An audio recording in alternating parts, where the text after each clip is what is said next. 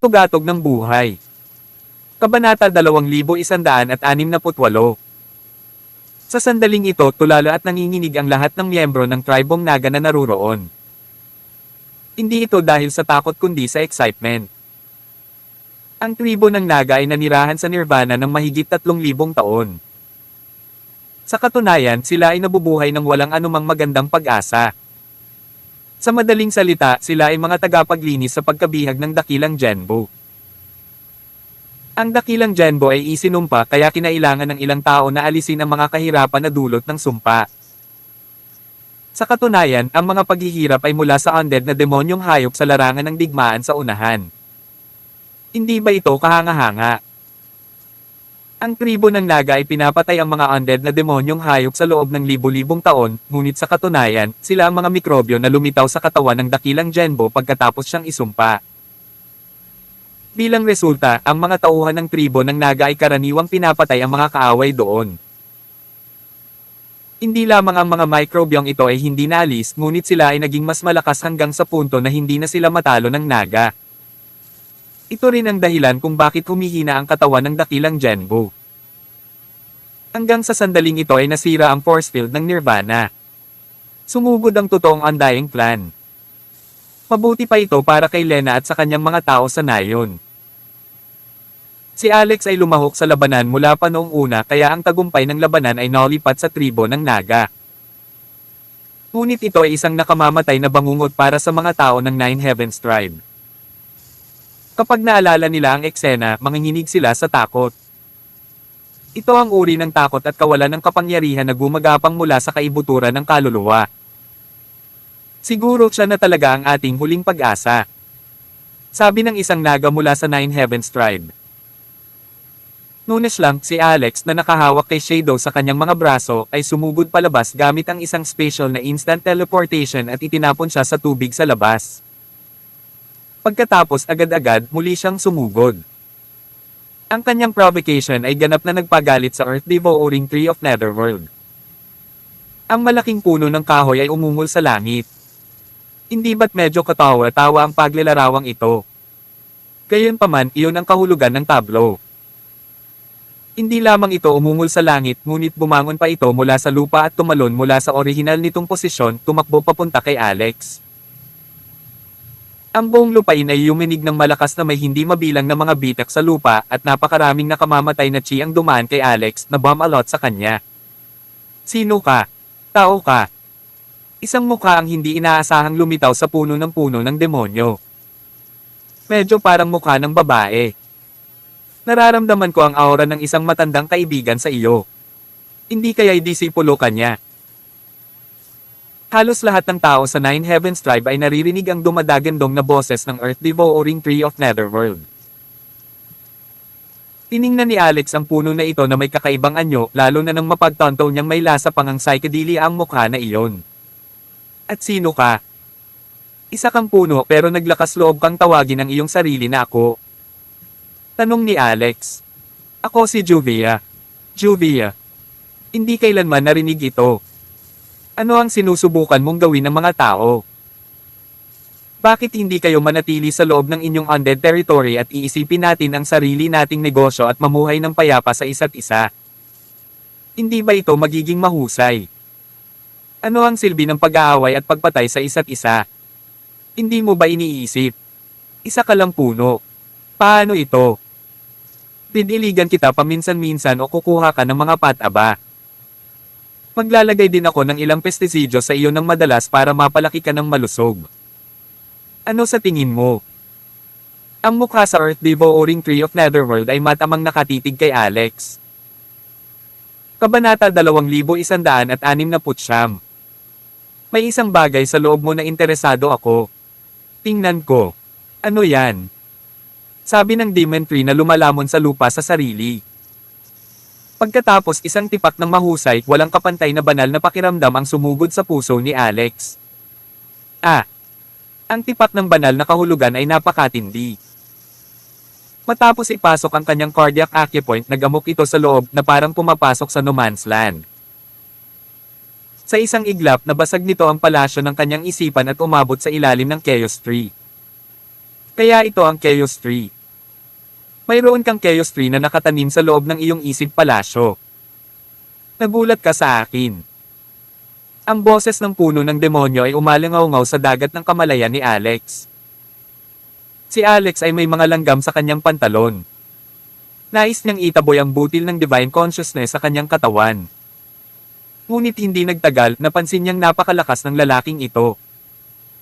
Kahit na ito ay isang bakas lamang ng banal na kahulugan, ito ay hindi isang pag-iral na maaari niyang bigyan ng hamon. Sa halip, narinig niya ang boses ni Cheryl sa sandaling ito. Alex, Alex. Ikaw ba yan? Nagulat na naman si Alex. Cheryl, ako ito. Paano mo ako mararamdaman? Dapat narinig din ni Cheryl ang boses ni Alex. Sa sobrang tuwa niya ay malapit na siyang umiyak. Ikaw talaga. Buhay ka pa. Ito ay kahanga-hanga. Nag-alala ako sa iyo. Lahat ng tao sa bahay ay nag-aalala rin sa iyo. Sob. Habang sinasabi niya iyon ay napaluha siya. Kamusta ka? Ayos ka lang. Nasaan ka? Nasaktan ka ba? Ayos lang ako. Hindi ako nasaktan. Huwag kang umiyak. Ayos lang ako. Nasa teritoryo ka ba ng Undying Clan? Nabalitaan ko na sinipsip ka. Kailan ka babalik? Hindi mo pa pinangalanan ang iyong 4 na anak. Huwag hayaang may mangyari sa iyo. Kung hindi, mamamatay ako. Wala na ako sa undead territory ngayon.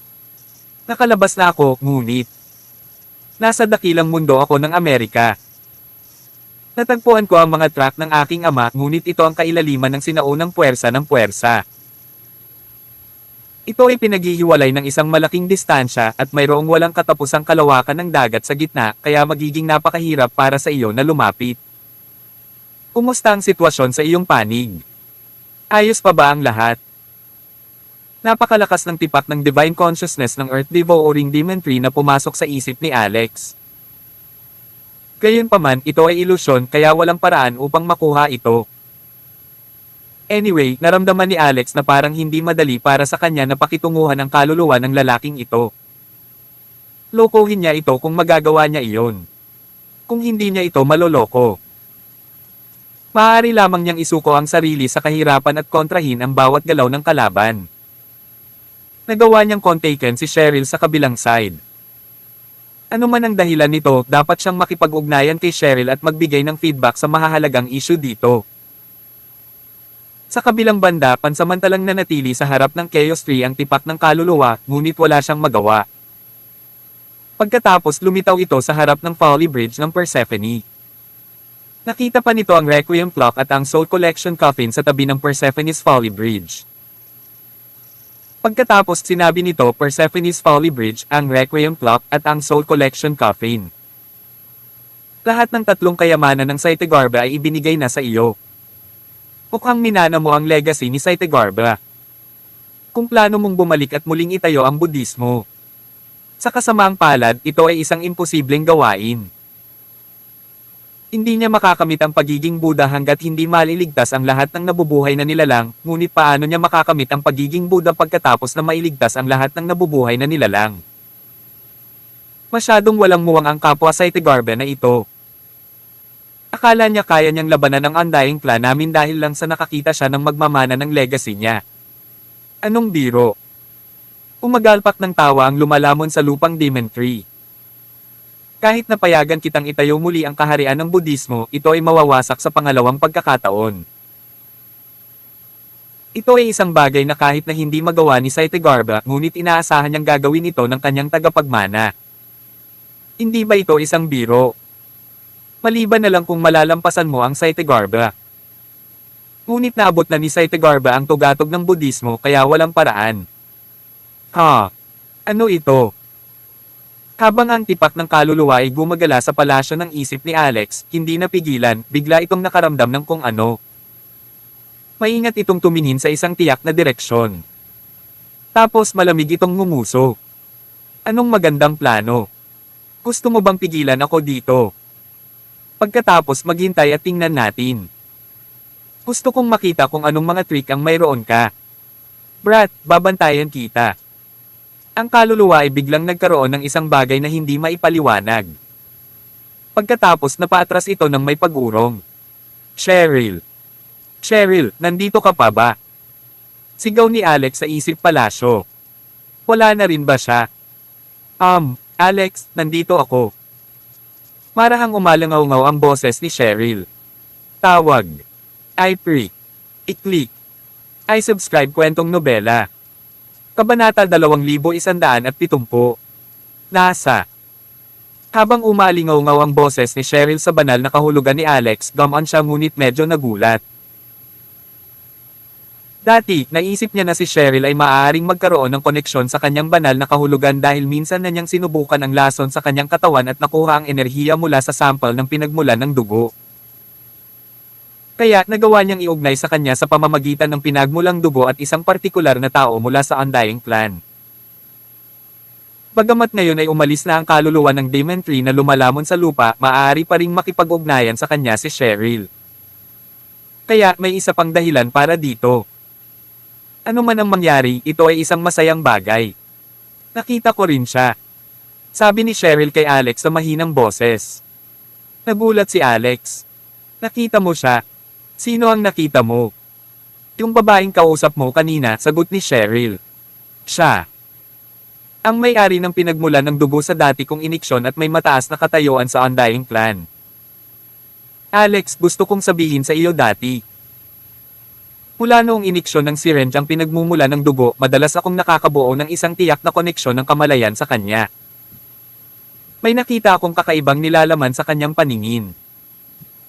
Akala ko ito ay isang uri ng ilusyon bago ito, ngunit ngayon sigurado ako na ito ay isang bagay na nangyayari sa katotohanan. Naalala ni Alex ang sinabi ni Lena. Sinabi niya na ang Earth Devouring Tree of Netherworld ay isang kasama ng isang maharlikang pamilya sa Undying Clan. Kaya naman, ang taong lumitaw sa kanyang isip na palasyo kanina ay hindi ang Demon Tree na lumalamon sa lupa, kundi ang Reyna na iyon. Hindi siya maaaring maging Supreme Commander ng Undying Clan, tama ba? Buzz. Habang si Alex ay natulala, isang biglaang pagbabago ang naganap sa kinalalagyan ng Nine Heavens Tribe. Ang Earth Devouring Tree of Netherworld ay naging abnormal na marahas at biglang nag-ugat sa orihinal nitong lugar. Pagkatapos nakita niya ang pagbabago ng lupain na may mga madugong malago na slab na sumasakop sa buong lupain. Nilamon nito ang lupain ng walang pagkiling bago ito ginawang Nether Earth na patuloy na nagbubuga ng nakamamatay na chi sa bawat sandali. Tinapos ni Alex ang usapan nila ni Cheryl. Nang makita niya ang punong demonyong lumalamon sa lupa sa kanyang harapan, naramdaman niya na ito ay ang paghamak at pang-aakit ng Reyna. Mababa ba ang tingin mo sa akin? Sa tingin mo ba hindi hihigit sa Saitagarba ang aking tagumpay? Sige, ipapakita ko sa iyo. Ako, si Alex Rockefeller, may dignidad din. Bahagya siyang nagalit.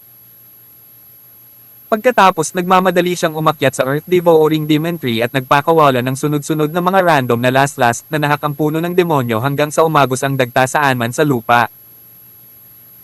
Ngunit tila nag-alinlangan ito, hindi pinapansin si Alex sa pamamagitan ng pagpayag sa kanya na ihak ito sa kalooban. Bilang resulta, mas mabilis nitong nilamon ang lupain at ang nakatagong uhog ay naging mas maraming lupain sa Nether Earth. Umaalingaw-ngaw ang mga alon ng nakamamatay na chi. Maaaring maging immune kaagad si Alex dito, ngunit hindi ito magagawa ng tribo ng Naga. Sobrang hindi komportable ang pakiramdam ko.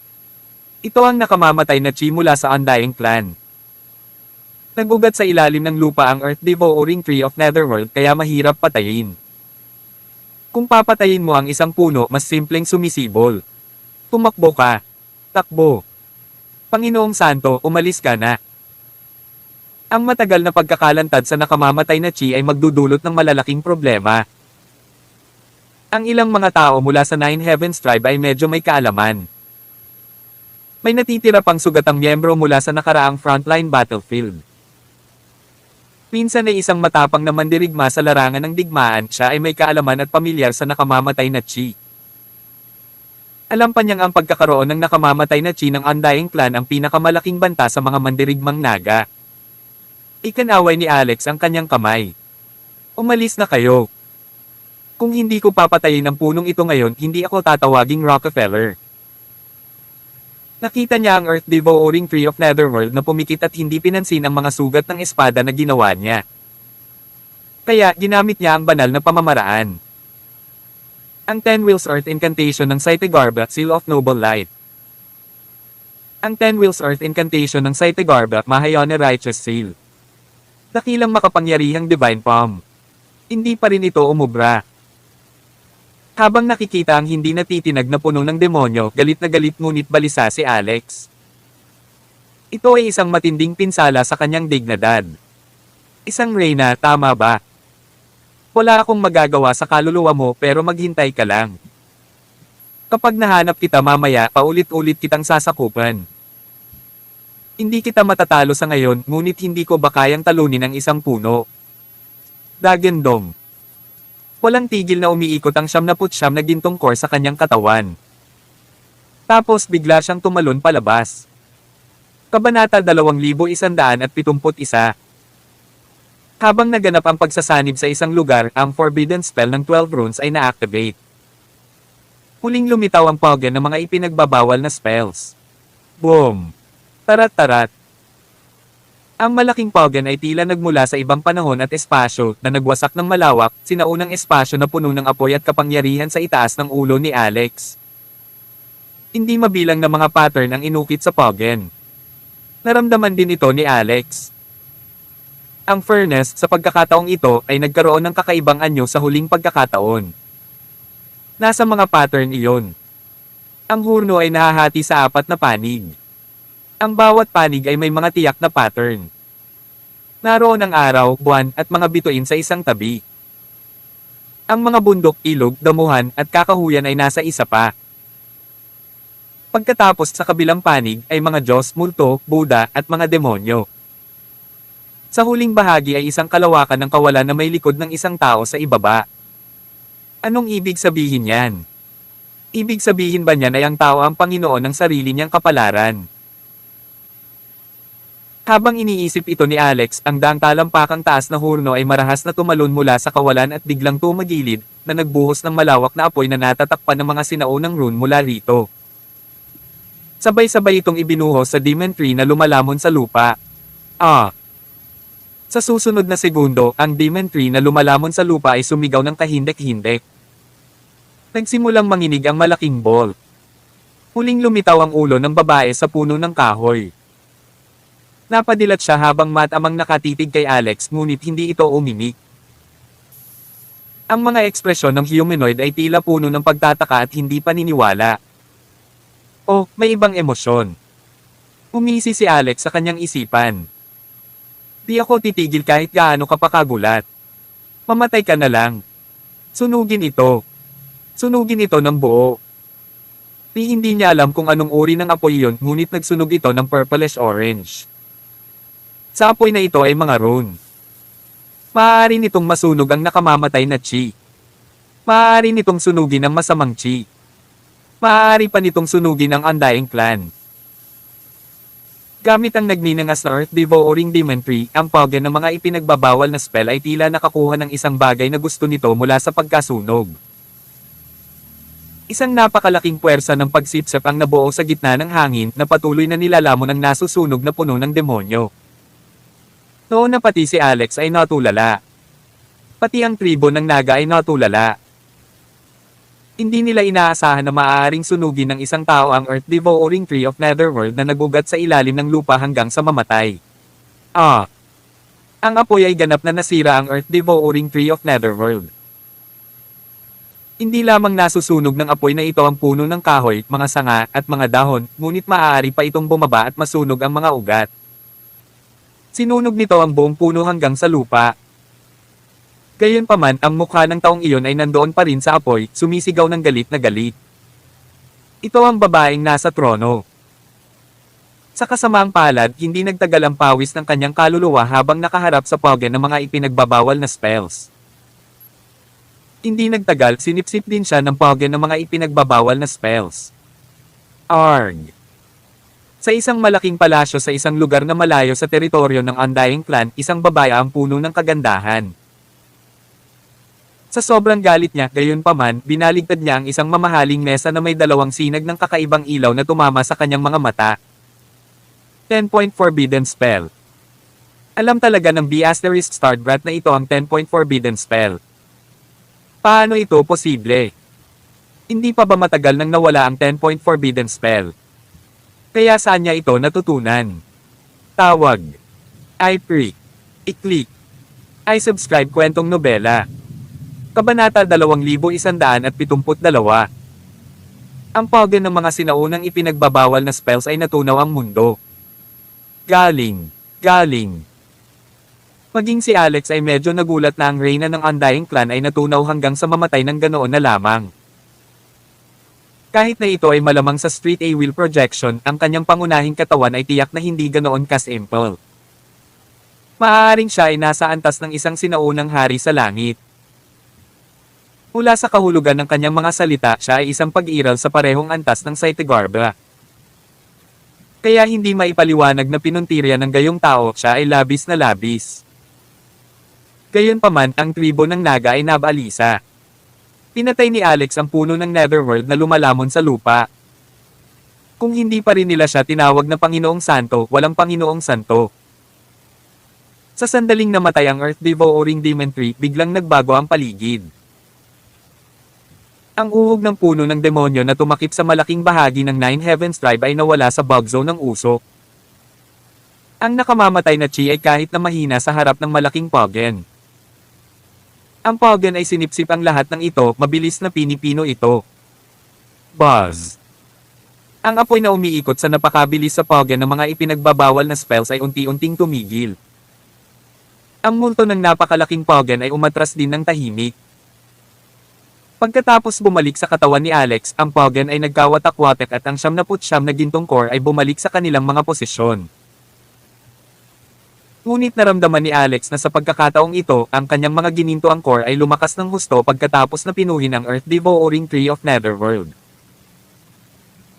Kapag tinutunaw ang iba pang mga bagay, ang pogen ng mga ipinagbabawal na spells ay maaaring kunin ang natunaw na enerhiya para sa sarili nitong paggamit. Napakakapangyarihan. Hindi nakakagulat na tinawag itong 10-point Forbidden Spell. Ito ay talagang isang bagay na kahit ang banal na kapangyarihan ay hindi kapantay para dito. Mukhang kailangan kong ayusin ang aking focal point sa hinaharap at tumuon sa paglinang ng 10-point Forbidden Spell. Gayunpaman, ang 10-point Forbidden Spell ay masyadong mahiwaga. Maging si Alex ay bahagyang nagtaka kung paano ito lumitaw. Dahil kulang siya sa paraan ng paglilinang, ginawa na lang niya ito sa upuan ng kanyang pantalon at walang hihingi ng payo. Buti sana kung may manual. Mahusay, hindi niya makita ang malaking larawan ngayon. Alex, ang galing mo. Tumalon si Shadow at tumakbo papunta kay Alex, kinayla ang kamay ni Alex na puno ng pagsamba. Pagkatapos lumapit din ang mataas na saserdote. Sinundan siya ng iilang tao mula sa Nine Heavens Tribe. Nang makitang hinayla ni Shadow si Alex na may nasa sabik na ekspresyon at ang mga mata ay puno ng pagsamba, bahagyang yumuko ang sulok ng bibig ng mataas na pari. Kung gusto ni Alex na pumasok sa dulo ng dead zone, kailangan niyang makipagtalik kay Lena at si Lena ang lola ni Shadow. Kung mahuhulog si Shadow kay Alex, ito ay magiging isang trahedya salamat sa pressure na dadalhin ng hierarchy ng pamilya. Lord Saint, okay ka lang ba? Nag-aalalang tanong ng mataas na saserdoteng babae. Ayos lang ako. Umiling si Alex at tumingin sa ilang hindi pamilyar na mukha. Ito ang unang pagkakataon na nakita niya ang mga nasa hustong gulang na lalaking naga sa tribo ng Naga. Nang magkasalubong sila ng tingin ni Alex, agad silang lumuhod at nagbigay galang. Mabuhay ang Panginoong Santo. Si Richit Asterisk. Nagdilim na naman ang langit. Ito ang ikalawang gabi ni Alex sa katawan ng dakilang Genbo. Ang milestone na tagumpay na ito ay nagpuno sa tribo ng Naga ng pag-asa para sa hinaharap, lalo na nang pumasok si Alex upang alisin ang mga sumpa sa mga miyembro ng tribo ng Naga na sumali sa pangkat kamakailan. Ang grupo ng mga tao ay lubos na naniniwala sa pagkakakilanlan ni Alex bilang Panginoong Santo. Ito ay nagkakahalaga ng pagbanggit na ang pinuno ng Nine Heavens Tribe, si Nick Striglef, na tumangging maniwala sa mga salita tungkol sa Panginoong Santo, ay bumalik din. Noong gabing iyon, ang mga nakatakas na tao na orihinal na kabilang sa Nine Heavens Tribe ay muling nagkita at nakipag-ugnayan pa sa mga tao mula sa ilang kalapit na mga tribo at nayon gamit ang eksklusibong aquamail ng tribo ng Naga upang makapunta sila upang magbigay pugay sa Panginoong Santo. Ang mga miyembro ng tribo ng Naga ay patuloy na dumami. Halos 10,000 tao ang nagtipon, kumakanta at sumasayaw sa orihinal na lokasyon ng Nine Heavens Tribe. Kabanata 2173. Napansin ni Alex na ang mga miyembro ng tribo ng Naga ay hindi nanlinlang sa isa't isa tulad ng mga tao. Si Nick Striglef ay itinuturing na mas matalas, ngunit pagkatapos na kumbinsido sa pagkakakilanlan ni Alex bilang Panginoong Santo, ang paggalang na ipinakita niya ay hindi bababa sa kay Lena. Naglalaman pa ito ng kaba. Lumuhod si Nick kay Alex. Natakot ako at nagilty. Sa sandaling natanggap ko ang aquamail mula sa Chief Rivers, hindi ako nag-ayos para sa tamang lakas tao para protektahan si Lord Saint ng sabay-sabay. Nahihiya akong harapin ang aking mga ninuno at ang dakilang astrologo ng tribo ng Naga. Kumaway ng kamay si Alex na nakahawak sa kanyang anak. Tayo. Maliit na bagay. Sa ganitong mga kalagayan, huli na ang lahat kahit na pangunahan mo ang mga tao na sumugod para sa reinforcement. Si Lena, sa gilid, ay dumagdag sa backstabbing. Nick Striglef, alam kong hindi ka naniniwala sa akin. Ngunit kung sumugod ka sa aming nayon pagkatapos na matanggap ang mensahe, hindi sana mapatay ng Undying Clan ang napakarami mong mga tao mula sa Nine Heavens Tribe. Maaari mong bawasan ng kalahati ang mga nasawi o higit pa. Nang marinig ito, pinagsisihan ni Nix ang kanyang desisyon. Nakilala ni Alex ang mga pinuno at punong nayon mula sa iba't ibang lugar. Marami siyang narinig na masamang balita. Tirade ng Undying Clan ang Cloudwave Tribe 300 milya ang layo sa silangan at nilipol ang buong tribo. Nasakop ng hukbo ng Undying Clan ang Alevins Village, Brightborn Village, at Minos Village sa southwest. Halos walang nakaligtas. Nasakop ng Earth Devouring Tree of Netherworld ang buong northern side na umaabot hanggang sa bunganga ng Dead Zone.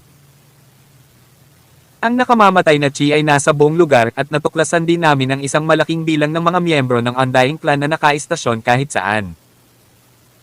Ang masamang balita ay dumarating lamang mula sa kung saan-saan, sunod-sunod.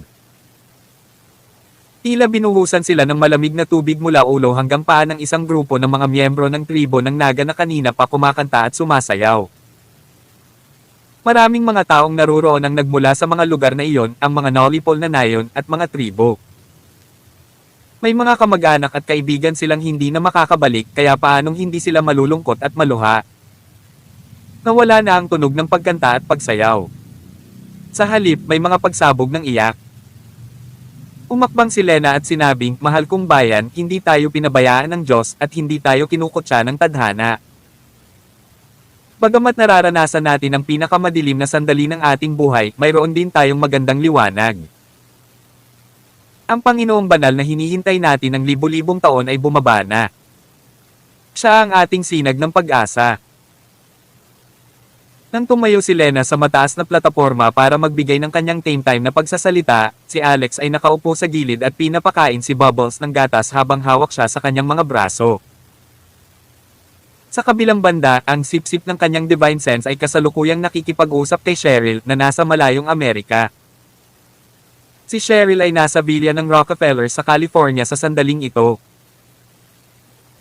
Si Brittany, Waltz, Maya, Dia, Beatrice, at ang iba pa ay nagtipon sa paligid ni Cheryl pagkatapos malaman na naabot niya sa isip si Alex. Ang Diyos lang ang nakakaalam kung gaano sila nag-aalala kay Alex sa kaibuturan. Parang nawalan sila ng backbone bigla. Ngayong nakakausap na nila siya, napakaraming bagay ang gusto nilang sabihin. "Alex, Alex." Ang tanong ni Dia, "Kumusta ang anak mo? Maganda ba ang ugali niya? Nakakain kaya siya ng maayos?" "Huwag kang mag-alala. Maayos na siya ngayon. Nakakain siya at nakakatulog ng maayos."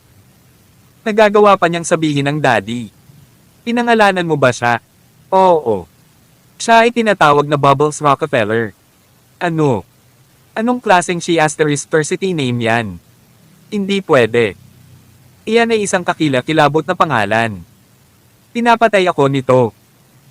Nakaramdam ng kawalan ng magawa si Alex at may galit na sumagot, siya mismo ang pumili nito. Kalokohan. Napakabata pa ng anak mo. Paano niya nalaman kung paano pumili? Siyempre, kinausap ni Daya si Alex through Cheryl. Dahil pinangalanan mo siyang Bubbles, kailangan mong managot kung hindi siya makakapag-asawa sa hinaharap. Hindi kailangang mag-alala ng aking anak na babae tungkol sa kanyang kasal, tama ba? Sa kalaunan, sinabi ni Brittany, mabuti pa rin na magkaroon ng Bubbles bilang kanyang palayaw, ngunit hindi naaangkop bilang kanyang ibinigay na pangalan. Alex, ang iyong mga pamantayan sa pagbibigay ng pangalan ay napakahina, kaya mangyaring, huwag gawin ang pagpapangalan ng iyong mga anak sa hinaharap. Daya, halika at pangalanan mo siya. Naniniwala akong makakapili ka ng mas magandang pangalan. Saglit na nag-iisip si Daya pagkatapos ay sinabing, Hamden, let's name her. Angel. Ikaw ba talaga? Siyempre. Maaari din natin siyang tawaging Bubbles. Kung papayagan mo siyang kunin ang pangalan ng pamilya ko, papayag akong ipangalon sa kanya si Bubbles. Bubbles Stormer. Hindi pwede. Mas gugustuhin kung pangalanan siyang Angel Rockefeller. Tawag. I-pre. I-click. I-subscribe kwentong nobela. Kabanata 2174. Nakasakay sa kakayahan ni Cheryl sa komunikasyon, ang mga miyembro ng pamilyang Rockefeller ay nagpatuloy sa pakikipag-usap kay Alex, isa-isa. Ang pagiging makausap niya sa wakas ay lubos na nagpaga ng bigat sa isip ng lahat. Siyempre, hindi sinabi ni Alex sa kanila ang sitwasyon niya ngayon, baka madagdagan pa ang kanilang pag-aalala. Anyway, wala silang maitutulong kahit sabihin pa niya. Tinapos ni Alex ang pag-uusap nila. Tila huminahon na rin ang iyakan at panagoy ng mga miyembro ng tribo ng Naga. Noong panahong iyon, ang impormasyon mula sa lahat ng panig ay natipon sa paghahatid ng Aqua Males isa-isa. Matapos suriin ang mga piraso ng impormasyon, napagtanto ng lahat ang nakakatakot na malaking larawan. Ang Undying Clan ay naglulunsad ng panghuling all-out na pag-atake sa dakilang Genbu. Kapag ang dakilang Genbu ay namatay, ang Nirvana ay mawawala kasama nito at sila ay magiging mga sakripisyo upang ilibing kasama nito. Gayunpaman, ang daanan na unang nagbabantay sa dulo ng Dead Zone na nag-uugnay sa Undying Clan at sa dakilang mundo ng Amerika ay mabubuksan ng buo. Kaya't ang kaayusan at hadlang na itinatag ng League of Cultivators na may matinding pagsisikap ay agad na masisira. Ito ay magiging sanhi ng pinakamadilim na sandali ng sinaunang panahon upang maulit ang kanilang mga sarili. Ito ay hindi maganda. Maraming bilang ng mga miyembro ng Undying Clan ang pumipilit na pumasok mula sa Southwest magdamag. Malapit na silang pumasok dito. Chief, napakaraming nakamamatay na Chi ang dumaan mula sa North. Natatakot akong atakihin din tayo ng Undying Clan. Whoosh! Ilang pinuno ng Naga ang sumugod sa tabi ni Alex upang ipaalam sa kanya ang sitwasyon. Nahaharap sa gayong abalang pakikidigma, si Alex ay tila wala sa sarili sa mga disenteng solusyon. Pumunta ka. Pumunta sa silangan. Sinabi ni Lena, ang silangan ay ang frontline battle zone ng ating tribo ng Naga at mayroong isang malaking bilang ng mga regular na tropa ng Naga. Bukod pa rito, kung gusto nating magtungo sa dulo ng Dead Zone, kailangan nating lampasan ang sinaunang Long River Passage mula roon. Ang pinakamahalagang bagay ngayon ay ang samahan si Lord Saint doon at makipagkita sa dakilang Genbu. Kung hindi, matatapos na ang lahat. Tanong ni Nix, Lena Rivers, nakipag-copulate ka na ba kay Lord Saint? Umiling si Lena. Nagmamadaling tanong ni Nix, then what are you waiting for? Baka gusto mong itapon ni Lord Saint ang buhay niya. Ikaw ang susi sa ligtas na daanan para makapunta sa Dead Zone. Dapat kang maging responsable para sa kaligtasan ng Panginoong Santo. Kailangan mong makamit ang layunin anuman ang gastos kahit na kailangan mong bayaran ang presyo ng iyong buhay. Kung ako sa iyo, ginawa ko na ito kasama ng Panginoong Santo noong nakaraan. Nang tingnan ni Alex ang matipunong lalaking Naga, agad siyang kinilig. Mas gugustuhin ko pang mamatay kaysa makipagtalik sa iyo. Siyempre gagawin ko ito kapag tama ang oras, ngunit saan ako magkakaroon ng libreng oras na iyon ngayon? Umalis muna tayo dito. Go! 10,000 miyembro ng tribo ng Naga, sina Alex at Bubbles aka Angel Rockefeller, ay dali-daling tumakas patungong silangan. Sa mismong sandaling iyon, naniwala si Alex na kaya niyang talunin ang lahat ng miyembro ng Undying Clan doon at pagkatapos ay gamit ang sarili niyang kapangyarihan, hindi banggitin na may mga Sea Demon Beast din. Noong gabing iyon, tumakas ang grupo nila ng napakalayo na dumaan sa ilang tribo sa daan. Makalipas ang 3 araw, umabot na sa 200,000 katao ang mga miyembro ng tribo ng Naga na sumusunod kay Alex. Ito ay dahil ang mga miyembro ng tribo ng Naga at maging ang mga lungsod na kanilang nadaanan sa kanilang paglalakbay ay lahat ay sumunod at sumamba kay Alex. Kasabay nito, si Alex din ay patuloy na nagdaragdag ng kanyang banal na kapangyarihan sa pamamagitan ng patuloy na proseso ng pag-aalis ng mga sumpa sa kanila. Ang banal na kapangyarihan sa gintong lawa ay tumaas bawat segundo. Ito ay hindi lamang ang banal na kapangyarihan na nakuha mula sa pagtulong sa mga tao na alisin ang kanilang mga sumpa kundi pati na rin ang pananampalataya mula sa mga miyembro ng tribo ng Naga. Nang ang kapangyarihan ng pananampalataya ay binago sa banal na kapangyarihan pagkatapos, ang halaga ay mas malaki kaysa sa una. Sa ngayon, ang divine power ni Alex ay lumampas sa 1 bilyong puntos. Kahit na ang maliit na batang babae na magnanakaw, ang Persephone's Folly Bridge, ay nainggit sa napakalaking halaga. Sa kanyang sorpresa, siya ay nagpakita sa labas at matapang na hiniling kay Alex na ibigay ang kalahati nito sa kanya upang malaya niyang magamit ang Persephone's Folly Bridge ng 5 beses pa sa malapit na hinaharap. Patawarin mo ako. Masyado akong mahirap. Hindi ko kayang tawagan ka. Let's talk again and get together when I became a true Mr. Moneybags of Divine Power. Sa tingin ko hindi pa rin ako sapat para sa iyo sa ngayon.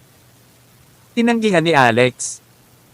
Mag-aalis ka ng 500 milyong puntos para magamit kita ng 5 beses. Ha, ang mahal mo. Hindi ko talaga kayang gamitin ka. Higit sa lahat, napansin ni Alex na ang Persephone's Folly Bridge ay hindi na maaaring mag-isa ng divine power mula sa kanyang gintong lawa, kaya ito ang pinakamagandang balita para sa kanya. Makalipas ang 3 araw. Kabanata 2175. Ang mga miyembro ng tribo ng Naga na sumunod sa likuran ni Alex ay umabot sa isang nakakatakot na halaga ng 1 milyong tao. Ito ay karaniwang naabot ang limitasyon. Dumating na ang lahat ng miyembro ng tribo ng Naga na nakarating. Maging ang mga mandirigma ng Naga sa frontline na labanan na nililinas ang mga demonyong hayop, ang mga peste na ginawa ng katawan ng dakilang Genbo dahil sa sumpa ay sumubod din. Sa kalaunan, narating nila ang Ancient Long River Passage. Sa sandaling makita nila ang eksena sa harap nila, nagsimulang mawala ng pag-asa ang mga miyembro ng tribo ng Naga. Ito ay dahil ang Undying Clan at mga Sea Demon Beast ay nasakop na ang Ancient Long River Passage. May dugo sa lahat ng dako sa harap ng kanilang mga mata. May isang napakalaking, matayog na bundok sa hindi malamang distansya sa unahan. Gayunpaman, sa mas malapit na pagtingin, maaari nilang makilala na ang malaking bundok ay, sa katunayan, kalahating likod ng pagong. Isang dumudugo, basag na likod ng pagong. Tunay na martial sovereign. Malapit na bang mamatay ang dakilang Genbo? Kahit na. Naiiwan dito ang likod ng pagong. Hindi mabilang na mga miyembro ng tribo ng Naga ang nalungkot. Sa kanilang isipan, ang dakilang Genbo ay isang buhay na soberanya na may matayog na katayuan, isang Diyos na nagbabantay sa kanilang kapayapaan sa mga henerasyon. Ngunit ngayon, ang buhay ng Diyos na ito ay natapos na. Nag-iisa itong lumalaban at walang ibang makakatulong dito. Pamahas sa puso ng lahat ng miyembro ng tribo ng Naga ang dalamhati at dalamhati. Sila ay nawasak ng hindi masabi. Ang dagat ng mga miyembro ay nagsimulang lumuha at humagulgol. Gayunpaman, hindi nagtagal ay bumaba ang panganib. Isang bagso ng malamig na hangin ang dumaan mula sa Ancient Long River Passage at kasabay nito, nagkaroon ng daloy ng napakalaking, pinakamataas na banal na kahulugan. Ito ay ang reyna ng Undying Clan. Naramdaman ni Alex ang daloy ng banal na kahulugan sa pagkamangha. Tila nasa lahat siya, pinupuno ang bawat sulok ng espasyo. Nakasakay siya sa kanyang mataas na kabayo habang nakatitig kay Alex. Brat, nagkita ulit tayo. Sinabi ko sa iyo na ako ay nanunood sa iyo sa lahat ng oras. Naaalala kita kaya hindi ka makatakas. Tumagundong ang boses ng Reyna sa isip ni Alex. Sa isang iglap halos mapaluhod si Alex. Ang napakalaking banal na kahulugan ay mas mabigat pa kaysa sa isang malaking bundok. Oof!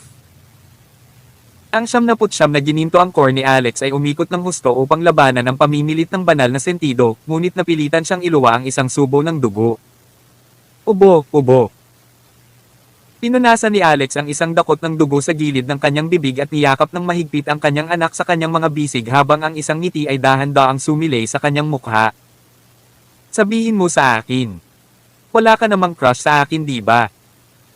Ang mga lalaki ba ng Undying Clan ay mukhang kulang sa sustansya at hindi ka kayang bigyan ng kasiyahan.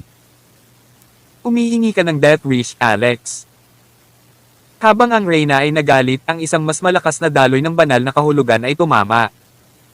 Thud, thud. Ang malaking bilang ng mga apektadong miyembro ng tribo ng Naga na sumusunod sa likod ni Alex ay agad na napaluhod.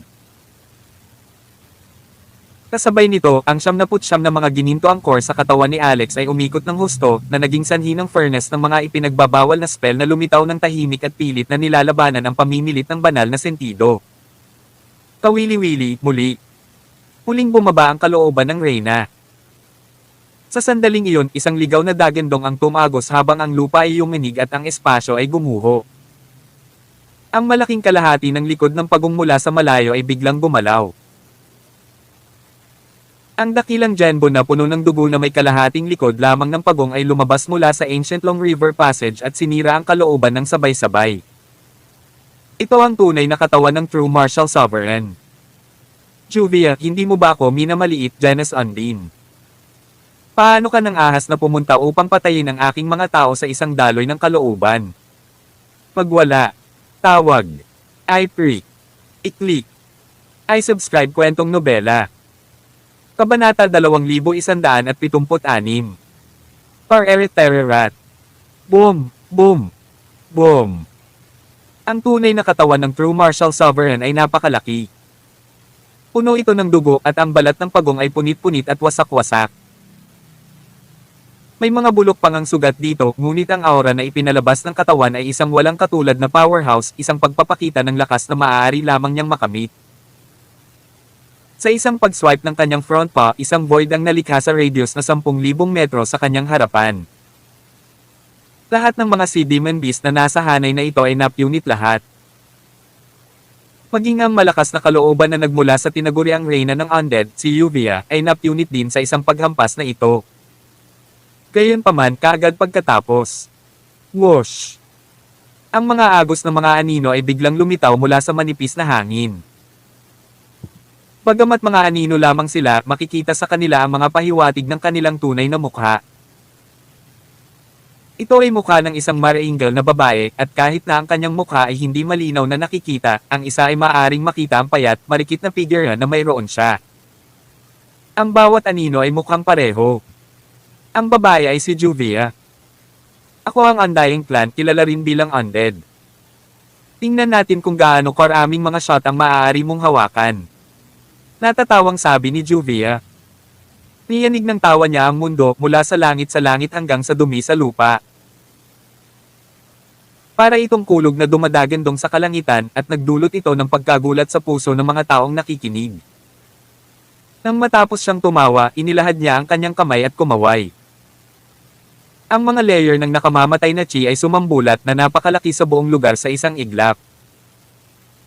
Tulad ng para sa mga demonyong hayop sa dagat na napunit mula sa mga kuko ng dakilang Genbo, sila ay muling nabuhay muli. Hindi lang iyon, ang mga demonyong hayop sa dagat na bagong nabuhay na mag-uli ay halatang mas malakas kaysa dati. Mayroong kahit isang walang katapusang agos ng undead na umaakyat mula sa ilalim ng seabed. Ang mga numero ay mas malaki pa kaysa dati. Ang mga mula sa tribong Naga ay mukhang takot at tensyonado. Ang kabayanihang ito na kakayahang bumuhay ng milyon-milyon sa pamamagitan ng isang alon ng kamay ay sadyang kakilakilabot. Kalimutan ng tungkol sa tribo ng Naga kahit si Alex ay ramdam na ramdam niya ang mabilis na paglukso ng kanyang puso. Masyadong nakakatakot ang demonyong babaeng ito.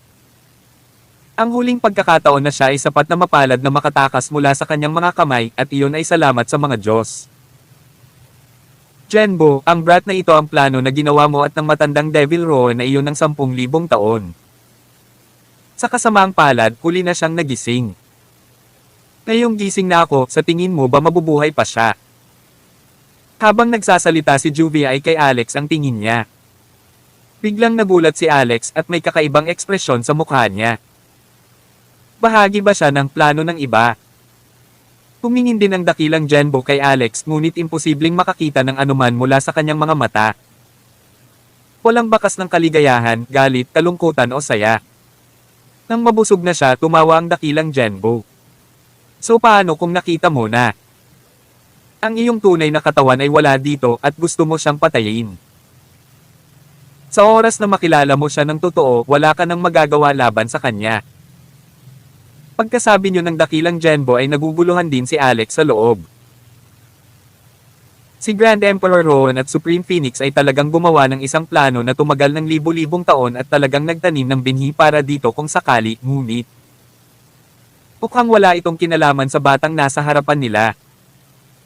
Gayunpaman, ano sa mundo ang itinatago ng bata sa kanyang cardiac acupoint? Natitiyak niyang hindi si Alex ang binhing itinanam nila. Ngunit ang mga bagay na itinago niya sa kanyang cardiac acupoint ay may kinalaman sa binhi. Ito ay talagang kakaiba. Gayunpaman, ipinagpalagay ni Juvia na ang binhi ay si Alex at maaaring ito ay isang magandang bagay. Kahit papaano ay maakit ng bata ang atensyon ni Juvia. Sa ganoong paraan, ang binhi ay magiging ligtas at maaaring umunlad pa ng walang anumang kahabag-habag na pagkagambala. Kaya tatalunan niya si Juvia sa sarili nitong laro at kikilalanin na si Alex ang binhi. Ang antas ng galit ni Alex ay tiyak na aabot sa rurok nito kung alam niyang nadala siya sa mga pakana ng dakilang Genbo upang matugunan ang kanyang mga layunin. Lalo na't makakaranas siya ng maraming panganib dahil sa pangyayaring ito at malapit nang makatakas sa sarili niyang buhay. Binigyan ni Juvia si Alex ng isa pang sulyap at isang mapang asar ng ngiti ang sumilay sa kanyang mukha. Mukhang hindi niya naisip na may halaga ang binhi sa kanyang mga mata. Sa halip, sinabi niya, Genbo, na-stuck ka sa dead zone sa loob ng 3,000 taon at nasa dulo ka na ng iyong talino. Naisip mo na ba kung bakit ang matandang diablo na iyon, si Rowan, ay hindi kailanman minarapat na magpakita? Nagulat ang dakilang Genbo. Anong alam mo tungkol doon? Umiti si Juvia at sinabing sobrang tanga niya. Naisip niya na mahahanap niya ang lugar ng kapanganakan ng aming angkan sa pamamagitan ng pagpunta sa abyss at makokontrol niya ang aking angkan sa paggawa nito. Nakakaawa, maging Old Devil Rowan man o Supreme Phoenix, ni isa sa kanila ay walang alam kung ano talaga ang abyss. Walang babalikan mula sa lugar na iyon at natatakot ako na namatay na sila doon. Ngayon, 3,000 taon na ang lumipas. Panahon na para bumalik ang aking angkan sa lupain ng mga buhay. Genbo, ipikit mo lang ang iyong mga mata at magpahinga sa kapayapaan. Kabanata 2177. Walang anumang intensyon si Juvia na pigilan ang ibang tao na marinig ang kanyang mga salita. Kahit na ang kanyang boses ay hindi malakas, ang kanyang mga salita ay ipinadala sa mga tainga ng lahat upang marinig nila ang lahat ng malinaw. Matandang Devil Rowan. Kataas-taasang Phoenix. Anong uri ng pag-iral sila? At ano ang abyss? Habang nakikinig si Alex, lalo siyang naiintriga. Pakiramdam niya ay parang tinanggihan niya ang katotohanan ng kapahamakan noong sinaunang panahon. Gayunpaman, ang lahat ay masyadong malabo at hindi niya maaninag ang mas malaking larawan at nadama na ang buong katotohanan ay hindi niya maabot. Ang ilang mga pangalan na itinaas ay mga pag-iral sa antas ng mga sinaunang Heavenly Kings at 10,000 light years ang layo mula sa kung saan siya ngayon. Pero ngayon, buhay na silang lahat at nasa harapan niya. Ang dakilang Genbo ay nagpakawala ng Dagandong at mula sa kalahati ng kanyang tortoise shell, hindi mabilang na ron ang nagsimulang damaloy palabas na pinupuno ang kalahati ng langit ng mga sinaunang, misteryosong ron. Ang bawat ron ay naging isang gintong espada. Juvia, kung gusto mo siyang patayin, kailangan mong gawin ito sa patay kong katawan. Tingnan natin, kunin mo ang aking 330 milyong espada. Kahit nabuhayin mo ang iyong sarili, tingnan natin kung sino ang mas mabilis na pumatay sa isa't isa. Ang momentum at sukat ng 330 milyong mga espada ay kahanga-hanga at ang nakamamanghang sword glares ay pumutol sa kalangitan. Bukod dito, ang napakalaking dami ng mga espada ay siksik sa kalangitan at parang meteor rain na pumuno sa buong ancient Long River Passage. Malamig na singal ni Juvia. Pagkatapos iwinagayway niya ang kanyang kamay upang lumikha ng isang eksena sa kamatayan na hamarang sa napakaraming mga sword glares. Tapos tinuro niya si Alex. Patayin siya. Wow! Wow! Hindi mabilang na mga sea demon beast at undead ang lumundag mula sa tubig at kasama si Alex bilang kanilang pangunahing target, sumugod sila patungo sa kanya. Protektahan ang Panginoong Santo. Sigaw ni Lena Rivers.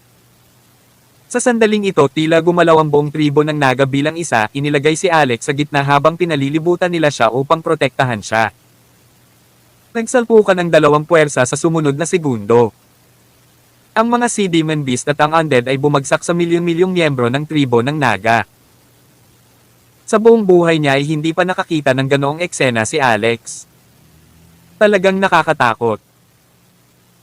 Sa nakalipas na mga araw, si Alex at ang mga miyembro ng tribo ng Naga ay namuhay ng magkakasuwato at ang mga Naga na ito ay taos-pusong tumingin sa kanya bilang kanilang Panginoong Santo.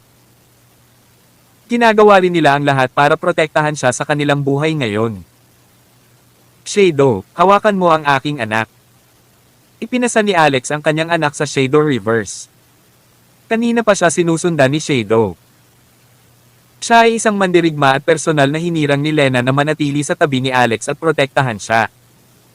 Nanmu hiluoda na duwolo yeye. Mighty Sky Dragon, lumitaw. Requiem Clock, halika. Soul Collection Coffin, lumabas ka na. Inilabas ang lahat ng uri ng baraha mula sa kanyang deck, kumakbang si Alex at tumayo sa harapan ng tribo ng Naga. Sa susunod na segundo, lahat ng 79 sa kanyang mga gintong sugat ay umikot. Furnace of Forbidden Spells, naamoy lahat. Whoosh! Nang dahan-daang lumabas ang Furnace of Forbidden Spells, maging ang dakilang Genbo ay nagulat. Pero sa sumunod na segundo, tuwang-tuwa siyang tumawa. Napakagandang bata na talagang malaman ang 10-point Forbidden Spell. Hayaan mong tulungan kita. Pinahaba ng dakilang Genbo ang kanyang mahabang leeg at ibinuka ang kanyang bibig upang iluwa ang isang butil. Sa mismong Furnace of the Forbidden Spells ito napunta.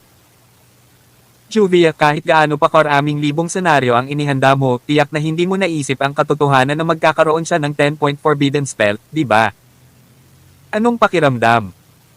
Kontento ka na ba sa planong ginawa ng kapatid ko? Bata, binigyan ka ng matandang ito ng isang uri ng labanang ipinagbabawal na sumpa na isa sa tunay na arcana ng 10-point Forbidden Spell.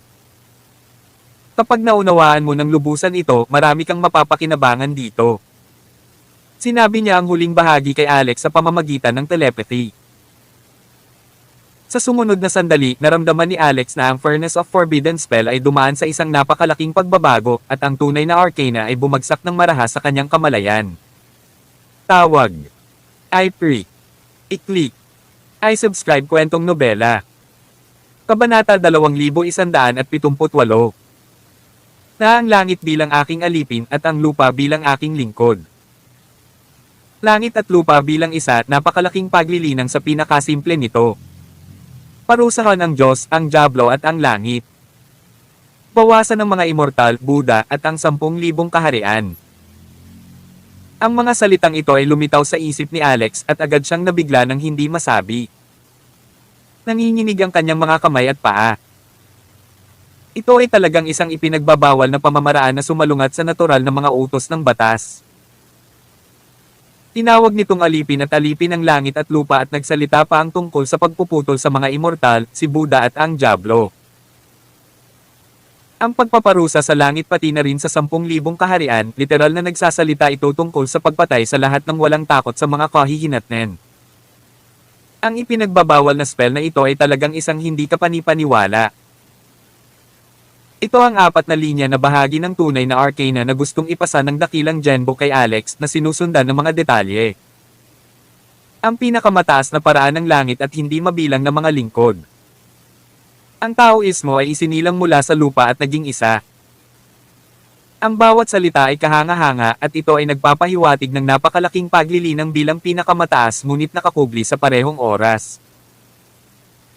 Tumalangoy ang ulo ni Alex at sa kanyang kasalukuyang estado, hindi siya makapag-concentrate ng sapat upang maunawaan ang kanyang nakikita.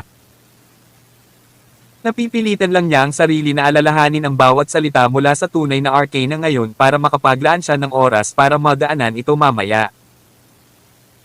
Gayunpaman, ang panloob na alchemy na ibinuhos ng dakilang Genbo sa Furnace of Forbidden Spells ay isang tunay na kayamanan.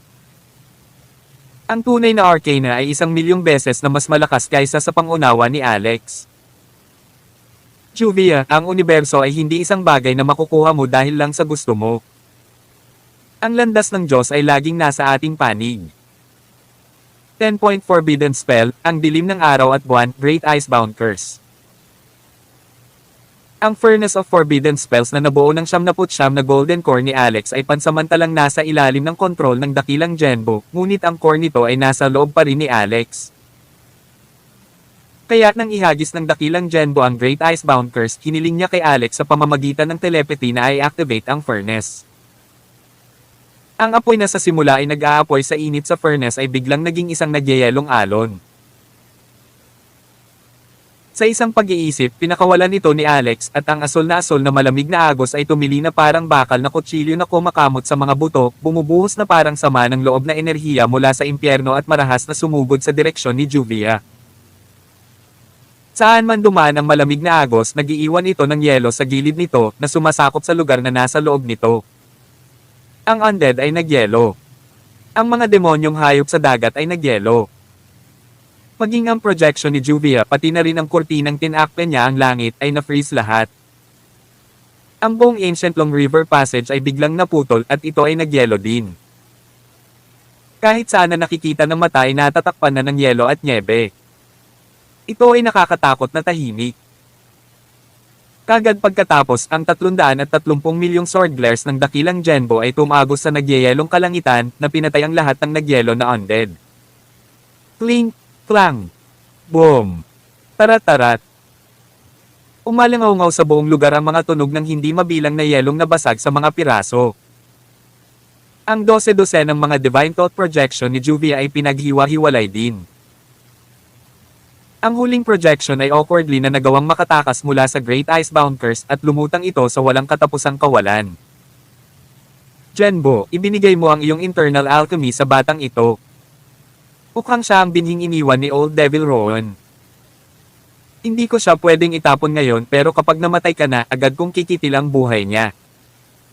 Anak, babantayan kita.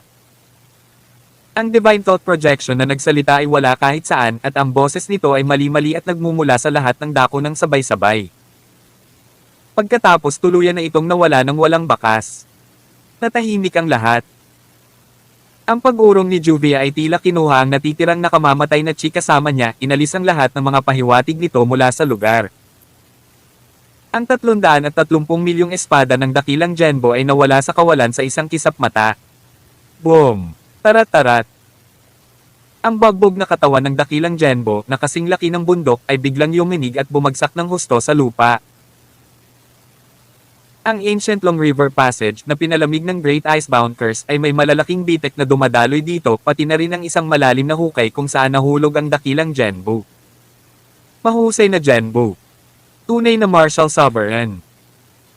Ang mga miyembro ng tribo ng Naga ay may hindi magandang tingnan na mga ekspresyon sa kanilang mga mukha habang sila ay sumisigaw. Habang ang lahat sa eksena ay nababalot ng pag-aalala at nawala sa kanilang isipan, ang katawan ng dakilang Genbo ay nagsimulang mag-freeze sa napakabilis na bilis. Isang kaisipan ang umalangaw-ngaw sa buong mundo. Ang aking oras ay nauubos at ang nirvana ay hindi na umiiral sa aking mundo. Kaya maswerteng bata, magmadali at hanapin ako sa dead zone. Mayroon ka lamang ng hindi hihigit sa 7 araw, Dilasen. Nang makarating na siya sa dulo, nagsimulang hamina ang boses niya. Ang mga tunog ng tibok ng puso na malakas na tumibok sa magkabilang gilid ay unti-unting hamina. Alam ni Alex na kinakausap siya ng dakilang Genbo, ngunit. Kabanata 2179. Senior, narinig ko na may mga paghihigpit sa ilalim ng dead zone, mayroon bang anumang paraan upang labanan ito? Mabilis na tanong ni Alex. Ang matulog kasama si Lena Rivers nang wala saan ay talagang isang mahirap na desisyon na gawin. Gayunpaman, wala nang tunog mula sa dakilang Genbo. Matagal pa nga bago narinig ang muffled sound ng heartbeat niya. Natahimik ang lahat. Isang miyembro ng tribo ng Naga, karaniwang pinuno sa larangan ng digmaan, si Green, ay bumaling kay Alex at nagsabi, Panginoong Santo, tatagal nang hindi bababa sa 3 araw upang maglakbay mula rito patungo sa dead zone. Hindi nito isinasaalang-alang ang mga demonyong hayop sa dagat na makakatagpo natin sa paglalakbay. Panginoong Santo, ang oras ay mahalaga. Mangyaring magmadali at makuha ang mga pagpapala. Pagpalain ng Panginoong Santo. Pagpalain ng Panginoong Santo.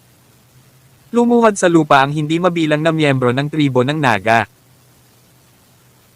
Naunawaan ni Alex na ang tinatawag na pagpapala ay ang matulog kay Lena at hindi niya maiwasang makaramdam ng kawalang kasiyahan kay Grand Emperor Rowan, Old Devil Rowan o kung ano paman. Kaya anong uri ng plano ito?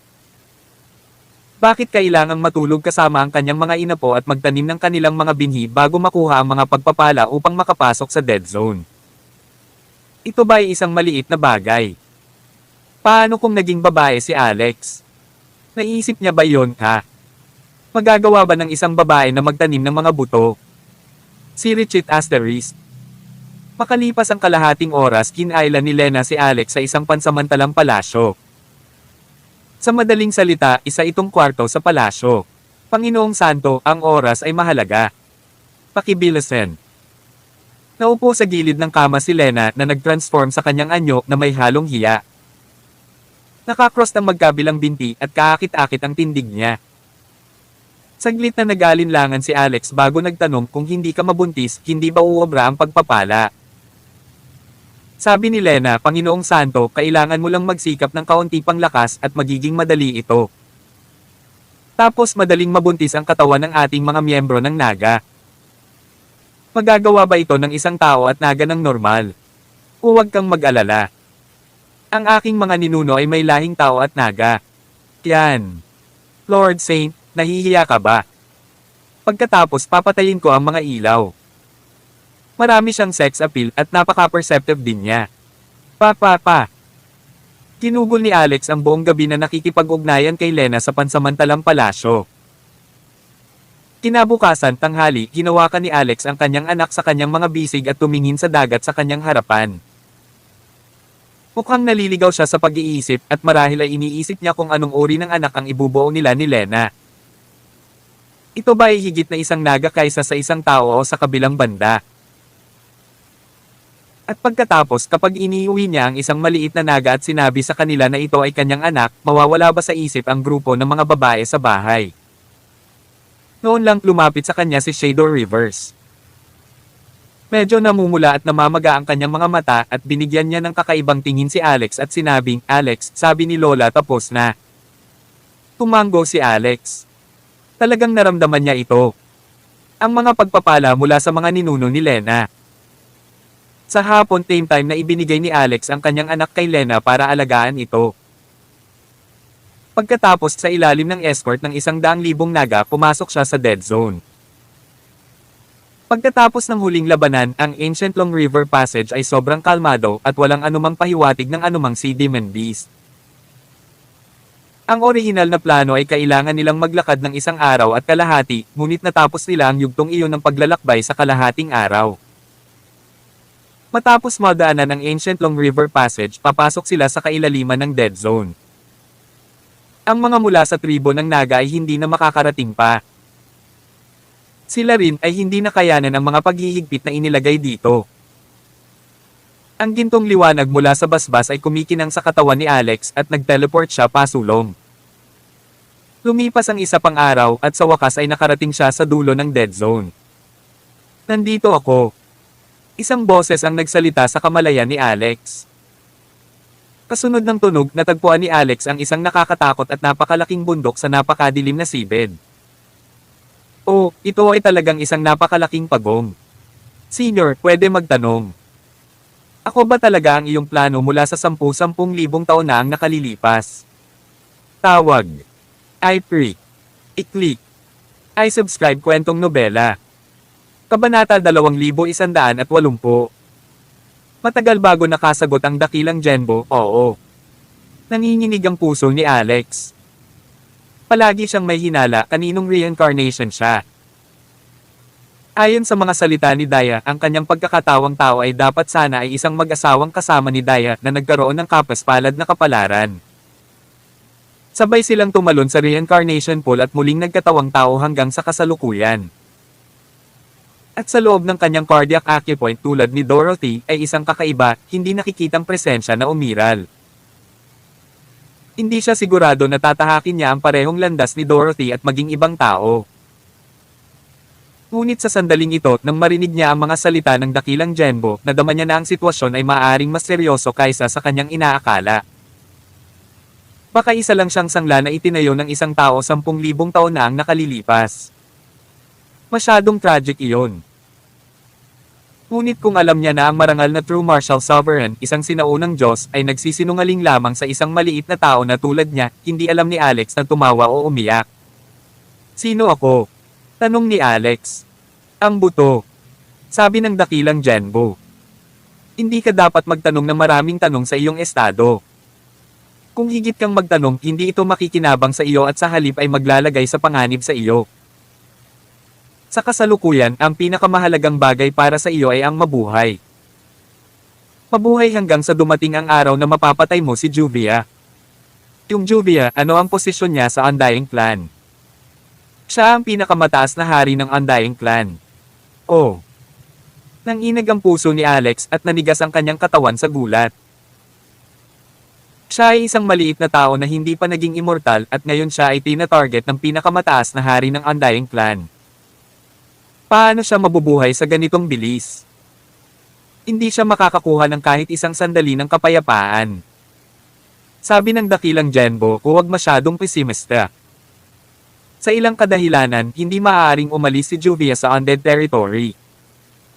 Kahit sundan ka niya, magagamit lang niya ang mga projection niya. Ngunit nasa iyong mga kamay ang 10-point forbidden spell at hindi tulad ng wala kang pagkakataon sa isang paghaharap. Pumutok sa pagpapaunlad ng iyong sarili. Ang kinabukasan ng sangkatauhan ay nasa iyong mga kamay. Ang dakilang Genbo ay nagbante ng malaking papuri kay Alex. Pakiramdam niya ay namumula siya sa hiya sa loob. Ang dakilang True Martial Sovereign, dinadaya ang isang maliit core formation. Ipagpalagay na ang salita ay lumabas kung gaano ang pagkahulog ng mga makapangyarihan. Gayunpaman, walang ibang paraan. Ang binhi ay nangangailangan ng isang scapegoat ngayon. Ginagawa ang lahat para sa kapakanan ng paninindigan at tagumpay. Ginagawa ang lahat para sa kapakanan ng kapayapaan sa bawat kaharian. Ang dakilang Genbo ay umaliw sa kanyang sarili sa ganitong paraan, ngunit nagpasya din siyang bigyan si Alex ng kaunting pakinabang. Ang isa ay upang bumawi para dito at ang isa pa ay na habang nabubuhay ang kambing na ito, mas mabuti. Mabagal siyang nagsalita, malapit nang maubos ang oras ko at malapit na akong mapatay. Lumapit ka at magsasalita ako sa iyo tungkol sa tunay na arcana ng 10-point forbidden spell. Iyon naman ang gusto ni Alex at agad siyang lumapit. Nagbuga ng sinag ng liwanag ang dakilang Genbo na bumalot sa kanya. Sa 10-point forbidden spell mayroong kabuoang 10 arcane secret spell. Ang mga spell ay Great Icebound, Great Storm, Great Flame, Great Void, Great Seal, Great Silence, Great Reincarnation, Great Summoning, at Great Resurrection. Binilang ni Alex ang bilang ng mga spell ngunit hindi tama ang bilang. Senior, 9 na uri lang ang nabanggit mo. Paano ang huli? May isa pa ngunit walang nakakaalam tungkol dito. Ang 10-point forbidden spell ay lubhang ipinagbabawal at ito ay tinitingnan bilang kaiyahiyang sining. Lahat ng 10 spells dito ay tinitingnan bilang isang karaniwang kaaway ng langit at lupa. Ngunit sa kabaligtaran, ang isa na makakalap ng lahat ng 10 ng ipinagbabawal na arcana ay ang pinakawalang kapantay na talento sa kanilang henerasyon. May matinding pananabik sa puso ni Alex nang marinig niya iyon. Gayunpaman kahit na ang dakilang Genbo ay nakakuha lamang ng isa na siyang Great Icebound Curse. At sa ilang kadahilanan kahit alam niya ang Great Icebound Curse hindi niya ito maihagis. Ito ay dahil ang 10-point forbidden spell ay labag sa kalikasan ng batas, itinaboy ito ng langit at lupa noong sinaunang panahon at walang sino man ang maaaring gumamit nito. Ang dakilang Genbo ay natarante rin. Kaya paano nalaman ni Alex ang spell? Ngunit gaano man ito, ibinigay ng dakilang Genbo kay Alex ang dakilang Icebound Curse sa pamamagitan ng paraan ng mana. Whoosh! Ang dakilang Genbo ay marahang pinitik ang kanyang daliri at ang banal na aklat sa Alex ay automatikong lumipad palabas. Nagbuga ito ng maluwalhati na kasisilaw na liwanag habang ginagawa ito. Malapit na ang oras. Nirvana, hayaan itong umiral sa loob ng iyong isip palasyo. Sabi ng dakilang Genbo. Ito rin ay itinuturing na iyong dimensyon. Mula ngayon ang tribo ng Naga ay titingnan ka bilang kanilang Diyos at sana ay pakitunguhan mo sila ng maayos. Gayon din, ang kalahati ng Tortoise Armor na ito ay magpoprotekta sa iyo sa lahat sa iyong oras ng pangangailangan. Tandaan. 3 taon. Pagkaraan ng 3 taon, ang aking laman ay ganap na magwawakas at ang Undying Plants Passage sa mundo ay magbubukas muli. 3 taon ka lang. Mabuhay. Sa pamamagitan lamang ng pag-survive magkakaroon ng pag-asa. Whoosh! Isang napakalaking puwersa ang bumagsak sa palasyo ng isip ni Alex. Si Alex ay nahulog sa isang malalim na pagkawala ng malay sa parehong sandali mula sa sakit sa kanyang ulo na nagmula sa enerhiya na bumagsak sa kanya. Kabanata 2181. Lumipas ang oras. Hindi alam ni Alex kung gaano siya katagal na wala ng malay. Sa katunayan, magiging aktibo siya sa buong oras sa tabing ng liwanag. Ang kurtina ng liwanag ay ang Great Icebound Curse na ibinigay sa kanya ng dakilang Genbo. Ang 10 punto na ipinagbabawal na spell. C, G, N, Y, E, B, J, I, H, K, D, W. At ito ay isa lamang sa kanila. Gayunpaman, ito ang ubod ng mga ipinagbabawal na spell. At mayroong siyam na iba pang uri. Gayunpaman, gamit ang mga core na ito, posible na i-drive at paandaran ang ipinagbabawal na arcana. Ang kurtina ng liwanag na siyang pamana na ibinigay sa kanya ng dakilang Genbo ay may malalim na pagkaunawa sa dakilang Icebound Curse sa loob nito. Kinailangan lang ni Alex na buuin ang pundasyong ibinigay sa kanya upang dalhin ito sa susunod na antas. Nang mawala ang kurtina ng liwanag, muling na-control ng kaluluwa ni Alex ang kanyang katawan. Nalaman niyang wala na ang malabundok na katawan ng True Martial Sovereign. Sa dulo ng Dead Zone, medyo pababa, mayroong isang malaking Mystic Formation na may hindi mabilang na mga sinaunang rune na automatikong dumadaloy dito. Ang Mystic Formation ay ginagamit upang harangan ang pagdaan ng undead mula sa Undying Plan. Puntong hininga. Napabuntong hininga si Alex na puno ng kalungkutan ang kanyang puso. Nalampasan na ng bayani ang kanyang prime. Ang dakilang soberanya ay bumagsak. Lahat ng ginawa niya ay para sa kapakanan ng kapayapaan sa lahat ng kaharian. Kung gaano kagalang-galang at kahanga-hanga at kung gaano kabigat ang kanyang dinadala. Pinaliktad niya ang kanyang kamay at lumitaw ang kalahating piraso ng baluti ng pagong. Ito ang iniwan ng dakilang Genbo para sa kanya. Katumbas ito ng isang shield na nagkataong may 79% compatibility sa kanyang Mystic Armor. Kaya sa kalahating piraso ng Tortoise Armor na ito na ipinasok sa kanyang Mystic Armor, ang kanyang defensive power ay aabot sa isang kamanghamanghang taas. Tulad ng para sa Nirvana, ito ay katulad ng Buddhist Holy Lands. Ito ay inilagay sa palasyo ng isip ni Alex at ito ay isang portal. Pinatawag niya ang portal at sinubukang pasukin ito. Nakatulala ang resulta. Dumaan siya sa portal na walang pagbabago. F***, it can't be that the portal didn't work right. Nawasak ba ang Nirvana? Saglit na natigilan si Alex sa kanyang haka-haka. Mayroon pa ring milyon-milyong mga miyembro ng tribo ng Naga sa Nirvana at ang pinakamahalaga ay naroon din ang kanyang anak na babae. The Manu, Great Genbu.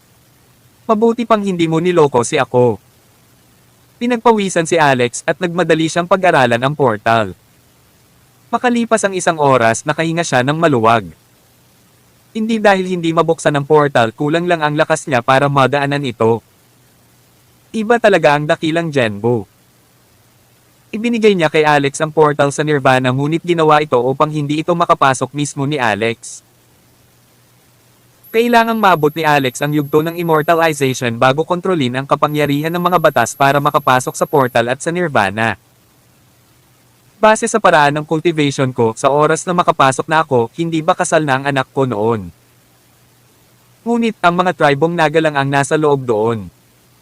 Nasa dulo na siya ng dead zone kaya gumala siya sandali. Nang sa wakas ay naramdaman niyang humina na ang biyayang ibinigay sa kanya ni Lena Rivers, hindi na siya naglakas loob na magtagal pa rito at nagmadaling bumalik. Gayunpaman, hindi niya mahanap ang ancient Long River Passage. Sa halip, nakakita siya ng silver teleportation portal. Nang makita na ang kanyang katawan ay malapit ng durugan ng mga ipinagbabawal na paghihigpit ng mga spells dito, hindi na niya ito pinag-isipan at dumiretso sa portal. Buzz! Nagsimula na ang teleportation.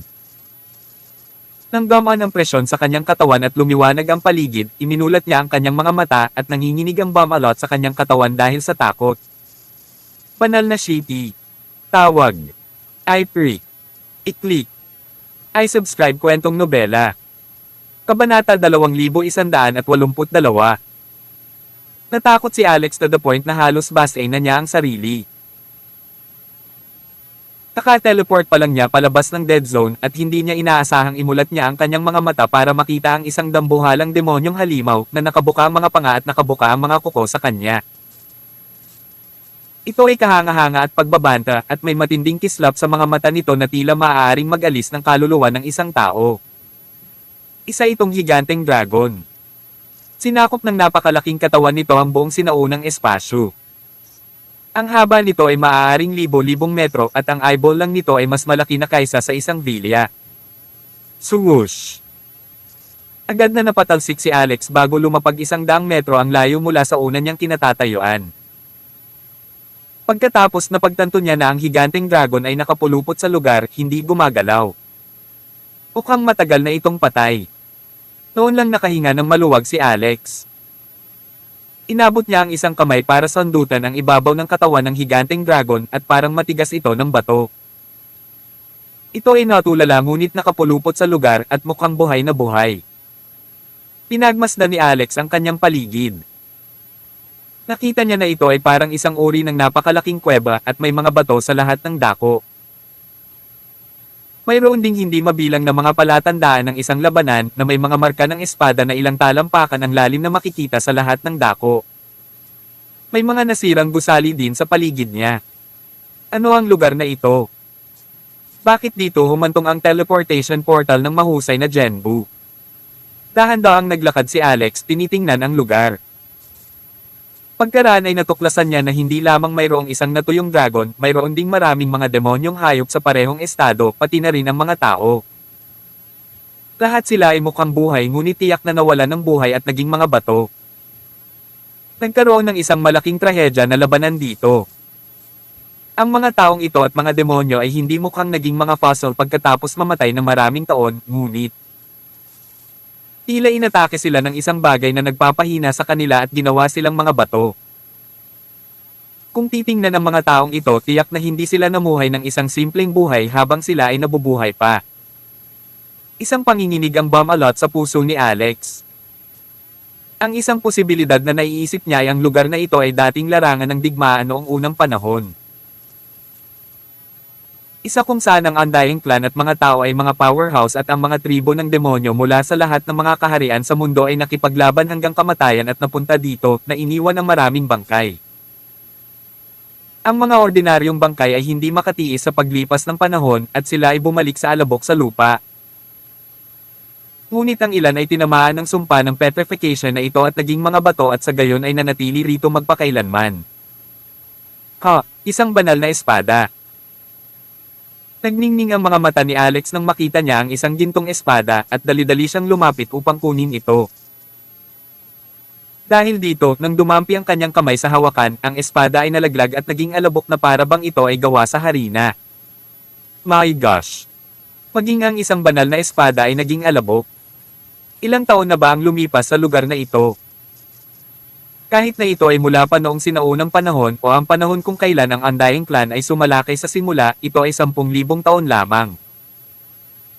Ang isang banal na espada ay hindi maaaring hindi magtatagal hanggat iyon, tama ba? Maliban kung lumakad pa siya ng ilang hakbang pasulong. Nakita niya ang isa pang sandata, isang sibat. Nang pinuntahan niya ito, agad itong naging tumpok ng alikabok tulad ng espadang sinubukan niyang kunin noon. Tapos may nakita siyang storage ring na naging pareho. Sobra na ito. Masyadong nakakatakot. Kailan eksaktong nangyari ang larangang ito? O maaaring ang lugar na ito ay inatake ng mga batas ng panahon. Alikabok petrified, alikabok petrified. Wala nang natira. The asterisk man, nakakalungkot lang. Pumasok ako sa isang bundok na puno ng mga kayamanan ngunit umalis na wala. Ilang beses na ginalugad ni Alex ang kuweba ngunit wala siyang nakitang isang mahalagang bagay. Medyo naiinis siya at sa wakas sa isa sa mga pader na bato nakita niya ang isang nakatagong boundary door. Nang lalakad na sana siya dito, napadpad siya sa ilang text na nakaukit sa pader na bato. Ang Left-Wing Union ang namuno sa labanan laban sa Undead Throne Army na nakipagdusahan sa Windsor Cave na ito. Isang matinding labanan na tumagal ng 3 buwan at 3 araw, ang undead na hukbo ay nolipol lahat. Ngunit iilan na lang din ang natitira sa aking unyon, ngunit ang hukbo ng undead na trono ay may mga immortal na kaluluwa, at natatakot ako na muli silang mabubuhay at magdadala ng kaguluhan sa kaharian ng tao. Kaya tatakpan ko ang Windsor Cave ng 10,000 space-time stream. Isang araw, sa mundo, magkakaroon ng 1,000 dito, at sa paglipas ng panahon, papawiin nito ang kanilang mga kaluluwa. Kabanata 2183. Sa kasamaang palad, ako ang punong guro ng Yorkshire Palace. Ang mga turo ay magwawakas sa aking mga kamay, at ang linya ay maputol. Mga inapo na pinalad na pumunta dito, alamin ang kaalamang ito, at ipasa ito sa mga disipulo ng Yorkshire Palace, nasa inyo ang aking walang hanggang pasasalamat. Yasmin ng Yorkshire Palace, iniwan ang mga huling salita ko. Matapos basahin ito ni Alex, sa wakas ay naintindihan na niya. Hindi katakataka na ang lahat ng banal na sandata dito ay nabulok at nabasag kapag sila ay hinawakan, na nagiging alabok. Naapektuhan ito ng time spell na hinabi sa lugar na ito. Ang isang araw sa labas ay katumbas ng 1,000 taon dito. Kailangan ba nilang maging walang awa? Ilang taon na kaya ang nasa loob dito kung libu-libong taon na ang lumipas sa labas? Hindi na mabilang ni Alex ang mga numero. Hindi tama iyan. Ang ibig sabihin ng isang araw sa labas ay 1,000 taon dito. Matagal na akong nandito. Hindi naman pwedeng 1,000 taon na ang lumipas dito, di ba? Natigilan si Alex. Ngunit pagkatapos niyang suriin, nabuhayan siya ng loob ng malaman na ang 10,000 space-time stream ni Yasmin ay nakas sa tulong ng isang kayamanan, at ang kayamanan mismo ay naubos sa paglipas ng panahon. Sa madaling salita, kapag ang magic treasure ay naubos at naubos ang sarili nito, ang 10,000 space-time stream ay hindi naiiral. Pagkatapos nito, nakakita si Alex ng isang kahoy na kahon sa tabi ng mga buto ng punong guro. Ang kahon ay napanatili at buo, ganap na hindi ginalaw ng kaagnasan ng panahon. Naisip niya na malamang na sinadya ni Yasmin na protektahan ang kahon na ito mula sa pagkasira ng 10,000 space-time stream ng iCast niya ito. Binuksan ni Alex ang kahon at nakita ang 2 jade token sa loob nito. Inabot niya ang kanyang banal na kamalayan at lumubog dito, mabilis na sinuri ang mga ito. Ang isa sa mga token ng Jade ay naglalaman ng mga turo ng Yorkshire Palace na isang makalangit na top grade na pamamaraan na angkop para sa mga kababaihan na linangin. Hindi nakakagulat na sadyang iniwan ni Yasmin ang kanyang huling mga salita sa pader na bato bago siya namatay. Para sa isa pang token, ito ay isang gantimpala sa sinumang nakadiscover ng kahon. Dito ay ang spell para sa 10,000 space-time stream. Matapos basahin ito ng ilang beses, tumawa si Alex. Nakakakabigani itong si Yasmin. Ang sikreto sa 10,000 space-time stream ay aktwal na nakasulat sa sinaunang yin text. Kung hindi ko natanggap ang mana mula kay Saitegarba at natutong basahin ito, hindi ko rin malalaman kung ano ang sinasabi nito. Kaya ang Yasmin na ito ay hindi nais na matutunan ng sino man ang 10,000 space-time stream at hindi rin niya nais na may humawak sa kanya at mag-iwan ng masamang reputasyon para sa kanya. Kaya naman sa halip ay gumawa siya ng ganoong solusyon. Nakakalungkot lang na kahit gaano pa karaming senaryo ang pinagplanuhan mo, hindi mo pinagplanuhan ang katotohanang magiging bihasa din ako sa Hintex. Ang 10,000 space-time stream, magiliw kung tinatanggap ito. Tulad ng para sa mga turo ng Yorkshire Palace, si Alex ay hindi interesado dito. Hindi rin niya sinadyang hayaang matutunan ito ng mga babaeng iyon sa bahay dahil natatakot siya na isa lamang itong pandaraya. Kung may mangyari man pagkatapos nilang malaman ito, huli na ang lahat para sa mga pagsisisi noon. Pero na. Whoosh! Lumakad si Alex sa boundary door, kumakbang palabas. Hindi niya inaasahan na makakatagpo siya ng talon na may malakas na agos sa labas. Kung hindi siya nag-iingat, mahuhulog siya. Ano? Bang! Bumagsak si Alex at naramdaman niyang may mali. Parang nabangga siya sa isang tao. May mga tao sa ibaba ng talon. Mabilis niyang binuksan ang kanyang mga mata para tingnan. Nadatnan niyang nakahiga siya sa ibabaw ng isang babae. Ngunit higit sa lahat walang suot na damit ang babae. Nahulaan ni Alex na malamang naliligo ang babae sa ilalim ng talon. Medyo maganda ang hitsura niya at maganda rin ang katawan niya. Ngunit sa kasamaang palad, wala akong oras upang pahalagahan ang view. Kailangan kong makatakas habang wala pa siyang malay. Akmang tatayo na si Alex, biglang bumukas ang mga mata ng babae, diretsyong nakatingin sa kanya. Pervert ka, may death wish ka. Tawag. I freak. I-click. I subscribe kwentong nobela. Kabanata 2184. Malapit nang magwala si Ince Larkin. Siya ang banal na dalaga ng Yorkshire Palace at siya ay hindi masisisi at hindi nasisira. Bukod dito, siya ay isang matatag na kandidato bilang punong guro ng Yorkshire Palace na siyang hahawak sa hinaharap ng palasyo. At ito ang ipinagbabawal na lugar ng Yorkshire Palace. Ngunit kalimutan ang tungkol sa mga tagalabas kahit na ang mga tao mula sa palasyo ay hindi pinapayagan na makapasok dito. Tanging ang banal na dalaga lamang ang pinayagang mag-training dito kaya naman hindi siya nagdalawang isip na maghubad ng damit para mag-ensayo sa ilalim ng talon. Hindi niya akalain na may lalaking mahuhulog mula sa langit. At nagkataon na bumagsak ang lalaki sa ibabaw niya. Hindi lamang siya nakita niya sa lahat ng kanyang hubad na kaluwalhatian, ngunit nahawakan din niya siya, hinawakan siya, kahit na ang pinakamatalik na bahagi ng kanyang katawan ay nahawakan. *man eat. Siguro sinasadya niya yun. Ang *star na ito ay malamang na nagtago sa paligid at nakalusot sa ipinagbabawal na lugar ng sekta ng maaga para lang mostiyahin siya. Hayop. Fletcher. Pervert. Hindi siya magiging Ince Larkin kung hindi niya papatayin ang lalaking ito. Nang makita ni Alex ang pagbukas ng kanyang mga mata, natarante siya. O aking Diyos, ito ay isang malaking hindi pagkakaunawaan. Boom! Tarat-tarat. Pinakawalan ni Ince ang 10% ng kanyang kapangyarihan. Bumalot sa kanya ang galit na naramdaman niya. Isang mabigat na palad ang tumama sa dibdib ni Alex. Banal na si *T, anong makapangyarihang paglilinang. Nakakatakot ang babaeng ito. Nagulat si Alex at sobrang lapit nila at imposibleng makaiwas ng lubusan sa suntok. Higit sa lahat, ang kamay ng babae ay walang pag-aalinlangan sa pagtama nito at siya ay kasing bilis ng kidlat. Nang dama po ang palad nito sa katawan niya, naramdaman ni Alex ang napakalaking puwersang bumagsak sa kanya. Dapat nasa ika-5 kaharian man lang siya ng imminent immortal.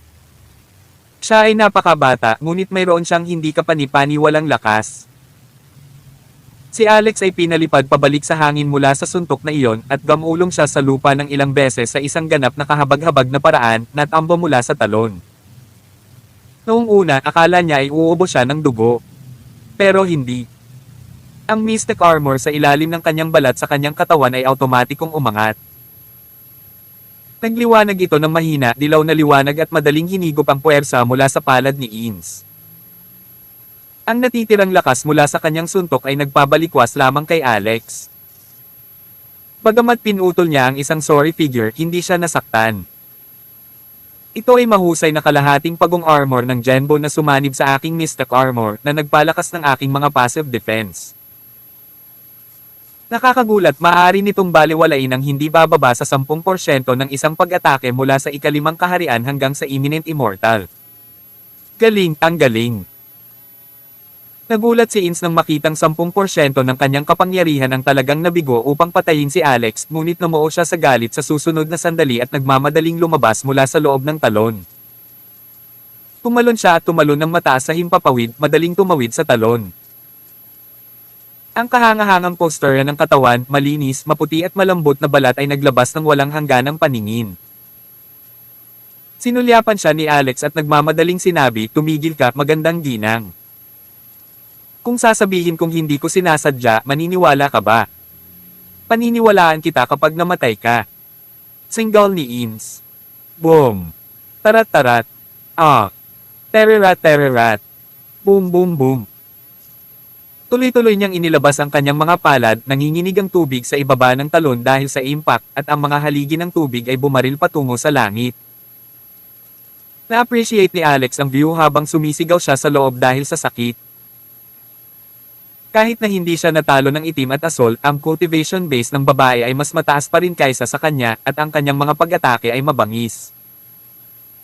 Kahit na sa kanyang kawalan, hindi siya maganda kung lalabas siya ng isang malakas na kayamanan ng mahika upang labanan kanya. Sinamantala na niya ito, at kung papatayin o sasaktan niya ito, sobra na iyon. Ang ganda, hindi ko talaga sinasadya. Sinong mag-aakala na maliligo ka sa ilalim ng talon na ito?